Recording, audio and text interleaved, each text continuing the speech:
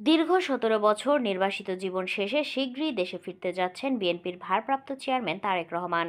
দেশে ফিরে গুলশান ২-এর এভিনিউ রোডের ১৯৬ নম্বর বাড়িতে উঠবেন তিনি। ১.৫ বিঘা জমির উপর নির্মিত ছায়াঘেরা এই ডুপ্লেক্স বাড়িটি বিএনপি চেয়ারপারসন বেগম খালেদা জিয়ার। কয়েকদিন আগে অন্তর্বর্তী সরকার এই বাড়িটির নামজারির কাগজ তার হাতে তুলে দেন। বাড়িটি আগে ভাড়ায় ব্যবহার করত multinational company British American tobacco Bangladesh. জানা গেছে ৬ মাস আগে বাড়িটি এই কোম্পানি ছেড়ে দিয়েছে।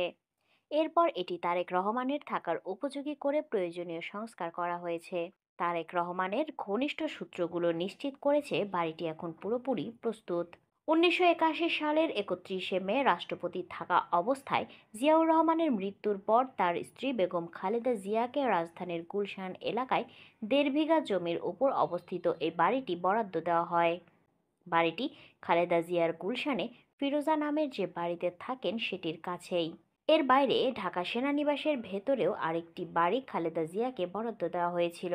তবে বিগত আওয়ামী লীগ সরকার সেনানিবাসের বাড়িটির বরাদ্দ বাতিল করে সেখান থেকে বেগম জিয়াকে একরকম টেনে হিচড়ে বের করে দেয়। সাদা রঙের দোতলা ছায়াঘেরা বাড়িটির বহিরাঙ্গন বেশ পরিপাটি। দলীয় সূত্রে জানা গেছে বাড়িটির ভেতরটাও অত্যন্ত নান্দনিকভাবে সাজানো হয়েছে। গত কয়েক মাস ধরে এই সাজানোর কাজটি চলে, যা এখন পুরোপুরি শেষ। তারেক রহমানের স্ত্রী ডাক্তার জোবাইদা রহমানও লন্ডনে যাওয়ার আগে বাড়িটি পরিদর্শন করে গেছেন। বিএনপির বিভিন্ন পর্যায়ের সূত্রগুলো জানিয়েছে নির্বাচনের তারিখ সুনির্দিষ্ট হলেই দেশে ফিরবেন ১৭ বছর ধরে দেশের বাইরে নির্বাসনে থাকা বিএনপির আগামী দিনের এই কাণ্ডারি।